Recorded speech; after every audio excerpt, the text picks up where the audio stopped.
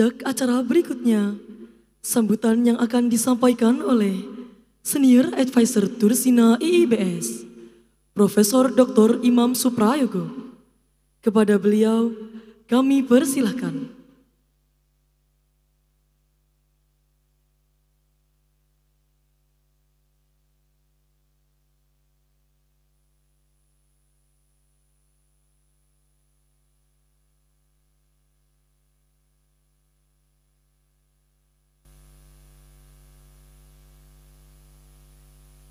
Assalamualaikum warahmatullahi wabarakatuh. Alhamdulillahirabbil alamin, wassalatu wassalamu ala asyrofil anbiya'i wal mursalin, Sayyidina wa maulana Muhammadin wa ala alihi wa sahbihi ajma'in. Amma ba'du, yang saya hormati, yang dimuliakan para pimpinan internasional Islamic Boarding School Tursina, yang saya hormati para guru, ibu-ibu guru, asatidah,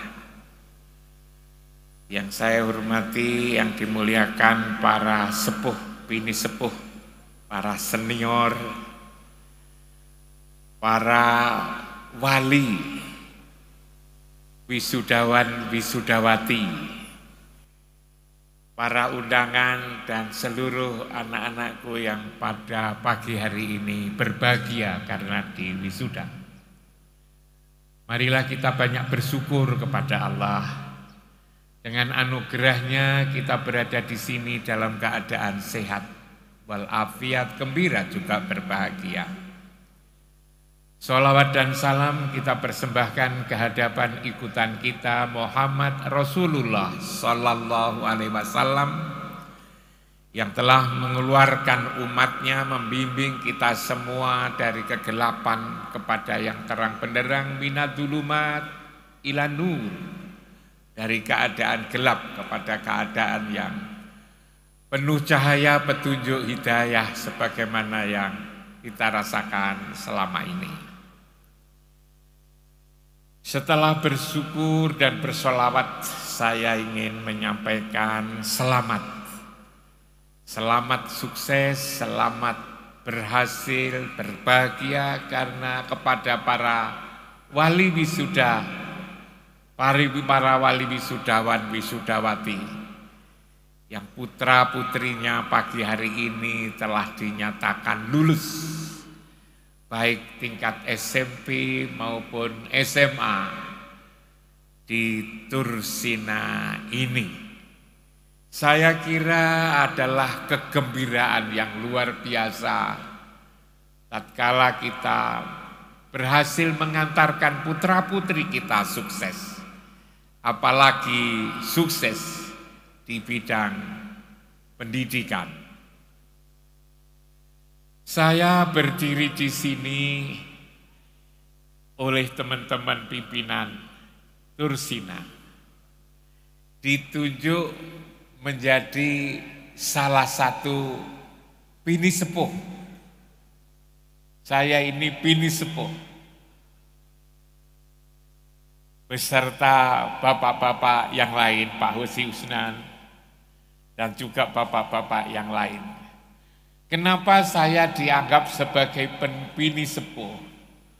Bukan karena kehebatan saya kira, tapi karena pengalaman panjang saya memimpin lembaga pendidikan di Malang ini.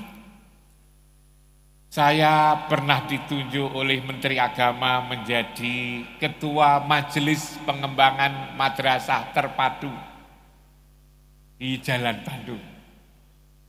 Terpadu antara Min, Sanawiyah, dan Aliyah Negeri di Malang dalam waktu yang cukup lama. Artinya saya pernah ditunjuk memimpin Min, Sanawiyah Negeri, dan Aliyah Negeri. Saya juga pernah bersama Pak Muhajir Effendi, Pak Muhajir wali murid yang juga lulus di Tursina ini, Namun karena tugasnya tidak bisa hadir, tapi Ibu Muhajir datang, hadir. Karena itu saya juga secara khusus menyampaikan selamat Ibu Muhajir Effendi, putranya telah lulus di Tursina ini. Saya juga pernah ikut mimpin Universitas Muhammadiyah Malang sejak jadi wakil dekan, menjadi dekan, menjadi wakil rektor 20 tahun. Lalu kemudian saya ditunjuk oleh Menteri Agama menjadi memimpin Universitas Islam Negeri Maulana Malik Ibrahim Malang selama 16 tahun. Setelah tidak jadi rektor, saya diminta oleh kawan-kawan di Unisma ini, kampus ini, menjadi pembina yayasan. Kira-kira sudah 10 tahun lebih. Saya juga diajak oleh Gus Salahuddin Wahid, ditunjuk menjadi ketua yayasan di Universitas Hasyim Asy'ari Jombang, di pesantren yang dirintis oleh Hadratus Syekh Hasyim Asy'ari. Dari pengalaman-pengalaman ini, mulai dari TK sampai universitas, dari NU sampai Muhammadiyah gitu kan, dari Muhammadiyah sampai NU gitu Mas Ali. Untuk memimpin lembaga pendidikan ini, maka lalu saya ditunjuk oleh teman-teman pimpinan Tursina menjadi sesepuh. Dan sebagai sesepuh, saya sesungguhnya hari ini mau pamit tadi. Pak Ali sama Mas Sabidin datang ke rumah supaya dalam wisuda ini saya datang katanya. Untuk memberikan sambutan, menyapa para wali wisudawan, wisudawati yang lagi bahagia. Saya katakan enggak bisa kalau hari Sabtu. Kenapa enggak bisa, Prof Imam? Karena saya jam 11 nanti harus ke Jakarta, lalu kemudian terus ke Eropa, ke Prancis, lalu kemudian ke Belgia, pulangnya nanti mampir Turki. Karena itu tidak bisa, tolong 10 menit saja katanya itu. Lalu sejak pagi tadi saya sudah siap-siap, ternyata setelah subuh, di depan masjid saya jatuh, sehingga tangan saya ini tidak begitu bisa bergerak itu. Tapi karena saya sudah janji ke Jakarta, lalu kemudian bersama teman ke Eropa, tidak mungkin. Dan alhamdulillah saya bisa penuhi permintaan Mas Ali agar saya bisa menyapa para wali santri, santriwan, santriwati yang lulus pada hari ini. Saya juga gembira pada pagi hari ini ketemu ibu bapak-bapak semua yang bergembira. Saya tidak bisa menyebut satu-satu, tetapi tadi saya nyebut ada Ibu Muhajir Effendi, Mas Muhajir teman saya ketika memimpin Universitas Muhammadiyah Malang. Hadir Ibu, kita gembira. Hadir juga Pak Mukhlis Hanafi, seorang ahli Al-Quran. Kalau kita baca Quran, kita lalu membaca berita-berita tentang Al-Quran, selalu muncul nama Pak Mukhlis Hanafi, Dr. Mukhlis Hanafi, MA, yang sangat kompeten terhadap Al-Quran. Putranya kuliah di sini, mondok di sini.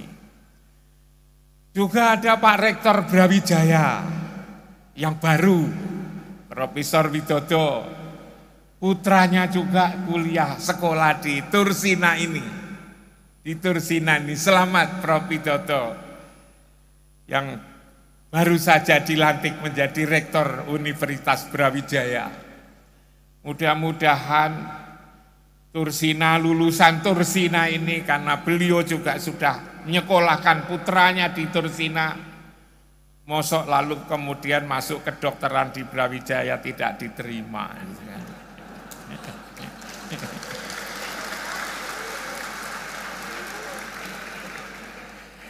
Kalau di lembaga ini sudah diakui oleh Pak Menteri PMK, Profesor Muhadjir Effendi, sudah diakui oleh orang yang kompeten tentang Al-Quran, sudah diakui oleh Rektor Brawijaya, maka kurang apa lagi sebetulnya?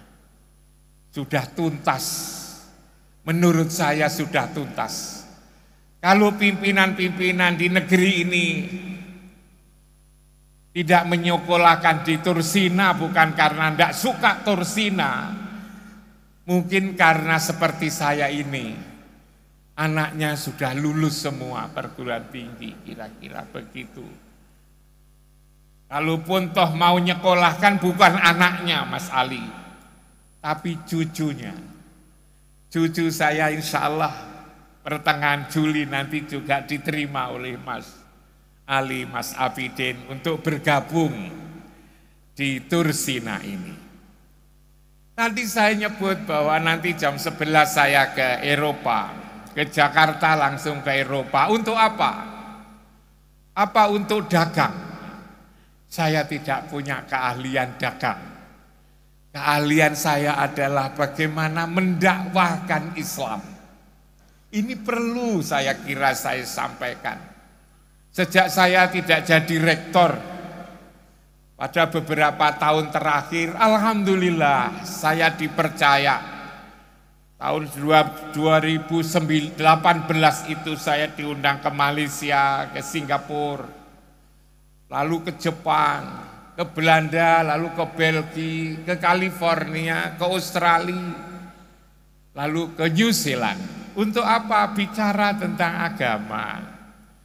Tahun 2019 saya kembali lagi ke Malaysia, ke Singapura, ke Jerman, ke Prancis, lalu ke Brussels lagi, ke Belanda, lalu ke New York, sampai ke Amerika Latin, ke Bogota, ke Kolombia, ke tempatnya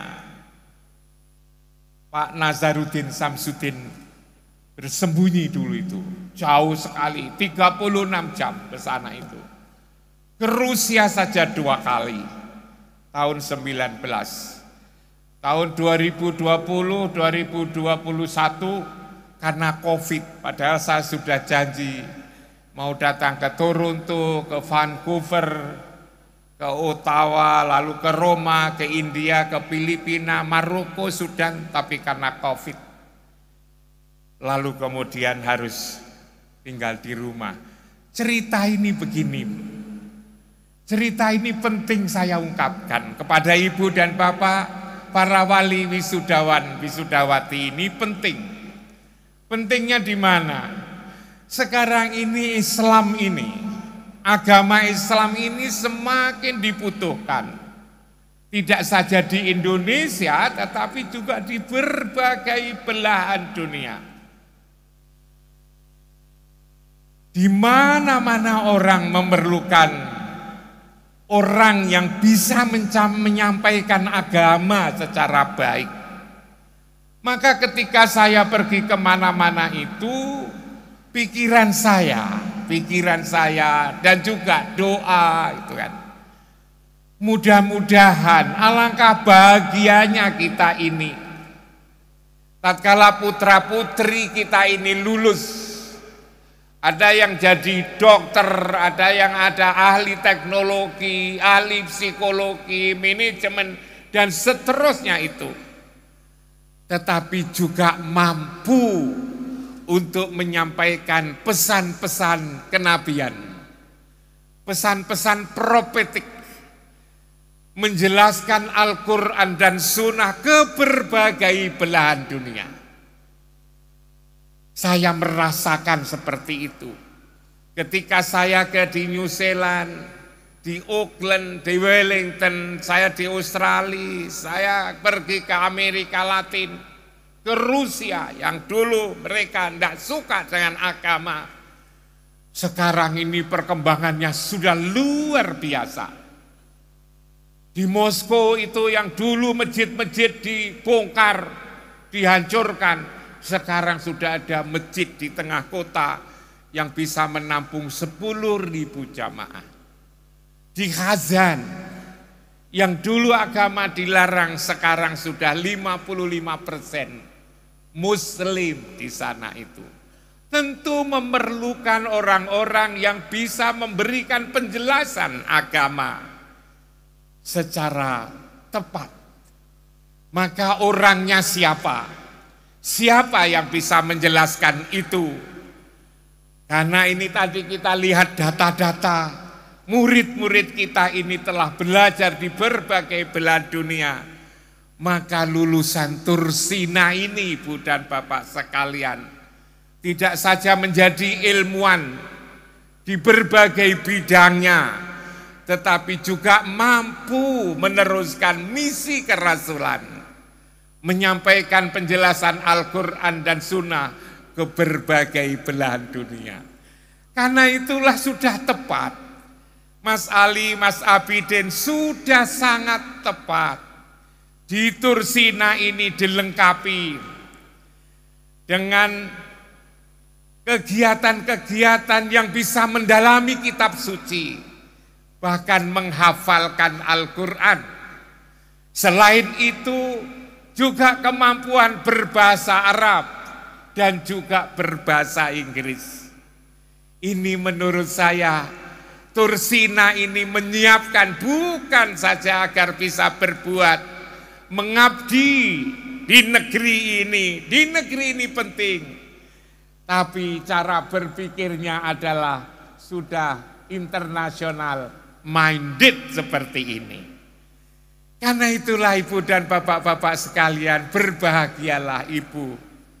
Ibu dan Bapak sekalian telah memilihkan lembaga pendidikan yang tepat. Tidak saja itu disiapkan untuk menjadi warga lokal, tidak saja menjadi warga nasional, tetapi adalah warga internasional ini. Hanya Ibu dan Bapak sekalian, memang tugas kita mengantarkan anak-anak ini bukan pekerjaan gampang. Apalagi yang ingin kita cakup begitu luas dan begitu mulia. Di lembaga ini diantarkan oleh Mas Abidin dan pimpinan yang lain agar memiliki kedalaman spiritual. Spiritual menjadi penting. Menjadi orang yang memiliki keagungan akhlak. Menjadi orang yang mempunyai keluasan ilmu dan juga kematangan profesional. Spiritual, akhlak, ilmu dan profesional inilah yang ingin diraih oleh Tursina. Karena itu ini menjadi sangat penting. Menjadi sangat penting tapi berat. Berat sekali. Saya selalu mengatakan bahwa memang paling berat itu Pak Rektor Brawijaya.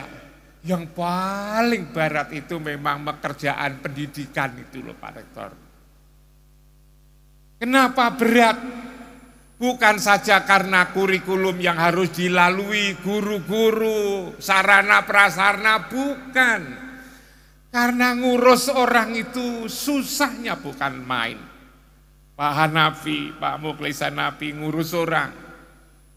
Orang itu memang sulit.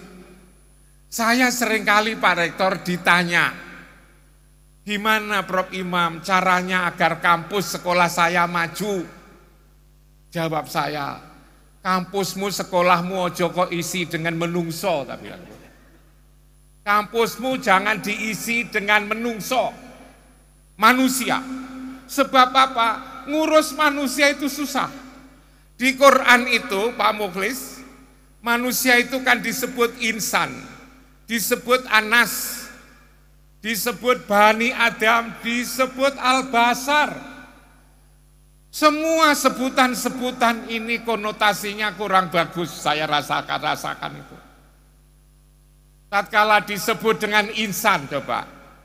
Innal insana li rabbihi lakanud. Insan itu kepada Tuhannya saja ingkar. Apalagi hanya kepada tetangga-tetangganya, pimpinan, Tuhan saja diingkari. Innal insana layadgho Manusia itu selalu berlebih-lebihan melampaui batas. Innal insana lafi khusrin. Innal insana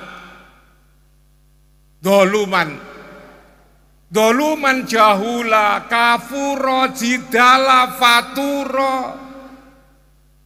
dan seterusnya. Do'ifa dan seterusnya.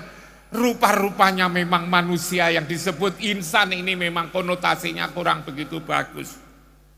Insan itu selalu dikaitkan dengan hal yang kurang bagus kecuali satu, ialah qad khalaqnal insana fi ahsani taqwim. Tapi lalu segera disusul summa radatna hu asfala safilin.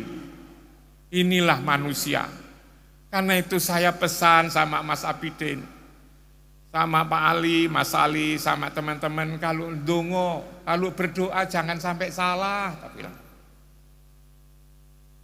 mungkin Yai nanti akan bisa membenarkan kalau saya juga salah. Tapi kalau insan kok dikaitkan dengan hal-hal yang jelek, yang lafi kusrin, lirobihi lakanut, kuliko halua, dan seterusnya. Jangan sampai keliru kalau ndonga. Misalnya, ya Allah ya Rob, mudah-mudahan anak-anak saya, santri saya kelak menjadi insan kamil. Insan itu jelek, kamil itu sempurna. Mudah-mudahan doanya tidak dikabulkan. Ya Allah, mudah-mudahan santri saya menjadi jelek yang sempurna. Kalau insan dalam pengertian seperti yang dikatakan di dalam Al-Quran itu, yang selalu dikaitkan dengan yang jelek, memang susah. Nah disinilah saya sebagai sesepuh orang tua, kalau saya ditanya gimana untuk menjadikan murid-murid santri ini tidak insan, tapi menjadi mukmin, menjadi umat Muhammad. Insan ini harus dimi'rajkan menjadi umat Muhammad. Insan ini harus dimi'rajkan menjadi mukmin. Maka lulusan-lulusan di Tursina ini sudah bukan manusia lagi, tetapi adalah sudah menjadi umat Muhammad, menjadi mukmin yang disayangi oleh Allah dan Rasul-Nya. Ini membuat begini ini tidak mudah, tidak gampang. Kalau kita omongi saja orang itu sudah menjalankan yang kita omongi, itu mudah. Tetapi seringkali kita omongi itu juga belum tentu diamalkan. Jangankan yang diomongi, yang ngomongi pun kadang-kadang juga tidak menjalankan. Di sini beratnya. Kenapa tidak menjalankan? Karena mukmin umat Muhammad itu turun lagi menjadi insan, menjadi Anas, menjadi Al-Basar, dan juga menjadi Bani Adam ini. Ini Ibu dan Bapak sekalian. Karena itu kalau misalnya di Tursina ini harganya mahal, memang yang dihasilkan juga orang-orang mahal. Bukan orang-orang lokal, bukan orang-orang nasional, tetapi adalah orang-orang internasional. Bukan saja orang-orang yang hanya bisa bekerja, tetapi adalah orang-orang yang bisa meneruskan misi-misi kerasulan, ialah menebarkan kebaikan di muka bumi. Ibu dan Bapak sekalian, saya tadi ngatakan ini penting. Seminggu yang lalu saya punya pengalaman. Yang pengalaman ini perlu saya sampaikan kepada Ibu dan Bapak sekalian. Pengalaman menggembirakan, bukan pengalaman yang menyedihkan. Orang tuanya dan itu adalah teman saya. Karena dia lama belajar agama, maka lalu kemudian menganggap agama ini kok begini-begini saja. Lalu apa? Anaknya kemudian disekolahkan tanpa memperhatikan agama. Anaknya disekolahkan S1, S2 tanpa memperhatikan agama. Dia senang sekali merasa sukses anaknya. Karena begitu sukses lalu kemudian mendapatkan pekerjaan yang gajinya mahal. Bangga sekali diceritakan kemana-mana. Lalu apa? waktunya nikah. Putranya ini ngomong sama ibu dan bapaknya bahwa dia sudah punya calon katanya. Wanita, kerjanya dia di Jakarta. Orang tuanya tanya, siapa kenalanmu itu? Jangan melupakan agama. Gitu. Jangan hanya cantiknya, jangan hanya gajinya, jangan hanya kelincahannya. Agama itu penting. Lalu anaknya terus terang mengatakan, saya belum tahu tentang agamanya, dia bilang. Karena lalu kemudian tidak ngikut saran ibu dan bapaknya itu, rupanya tidak disetujui. Maka 2 bulan kemudian kirim WA kepada ibu bapaknya. Bu, Pak, saya sudah nikah. Dia sudah nikah. Nikahnya di Jakarta. Kebetulan anaknya tahu bahwa ibunya memang tidak akan, bapaknya tidak akan menyetujui. Ternyata wanita yang dinikahi itu tidak saja hanya sekedar penganut agama tertentu selain muslim, tapi juga menjadi tokoh. Saya tidak sebut menjadi tokoh agama selain Islam. Lalu kemudian anaknya menikah begitu saja, hanya lapor lewat WA.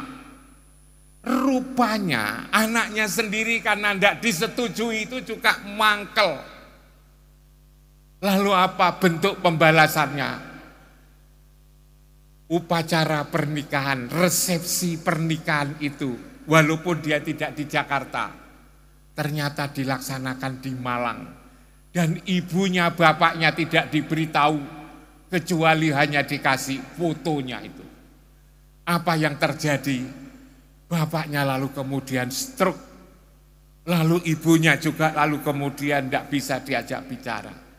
Inilah ibu dan bapak-bapak sekalian, kalau kita ini di dalam memilihkan pendidikan tidak tepat, ternyata bukan membahagiakan, melainkan menjadi seperti itu. Anak lalu kemudian menjadi bahan, menjadi sebab kita menderita di masa yang tua ini. Karena itulah, maka pendidikan holistik ini, yang spiritual, yang akhlak, yang agama, yang ilmu, yang profesional ini menjadi sangat penting. Karena itulah saya datang ke sini hanya ingin menyampaikan selamat kepada ibu dan bapak sekalian telah memilihkan lembaga pendidik yang tepat, yang menumbuhkan hatinya, menumbuhkan pikirannya, menumbuhkan raganya dan juga keterampilannya. Dan kalau itu sudah kita tempuh tentang hasil, tentu kita bertawakal dan pendidikan tidak pernah berhenti. Itulah ibu dan bapak sekalian, beberapa hal penting yang saya sampaikan, mudah-mudahan bisa dijadikan sebagai bahan pertimbangan dan bahan renungan, atau juga rasa syukur kita karena telah menyelesaikan, mengirimkan anak-anak ke lembaga pendidikan yang tepat ini. Itulah ibu dan bapak sekalian, sekali lagi saya ingin ucapkan selamat sukses, selamat berhasil. Dan selalulah kita doakan, terus kita doakan. Karena mendidik mengantarkan anak yang bernama insan, yang bernama Anas Bani Adam Al-Basar ini bukan pekerjaan gampang. Tetapi kalau itu sukses, maka disitulah letak kebahagiaan. Anak-anak kita seperti harta yang tidak ternilai harganya. Mudah-mudahan putra-putri kita menjadi anak yang soleh dan solehah, yang selalu berpikir bagaimana menanamkan kebaikan. Dan mudah-mudahan anak-anak kita yang sekarang kita wisuda ini menjadi anak yang selalu dikasihi dan disayangi oleh Allah dan Rasul-Nya dengan kasih sayang yang sempurna. Selamat, sekali lagi terima kasih, mohon maaf. Dan saya izin pamit duluan karena saya mau ke airport, langsung ke Jakarta, kemudian ke Eropa. Kurang lebihnya mohon maaf. Assalamualaikum warahmatullahi wabarakatuh.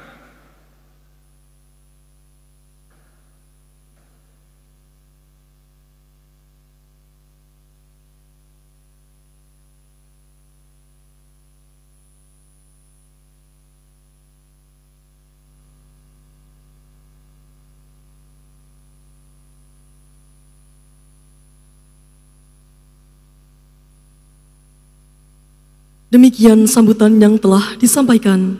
Semoga apa yang disampaikan mampu menginspirasi kita untuk menjadi generasi muslim yang lebih baik.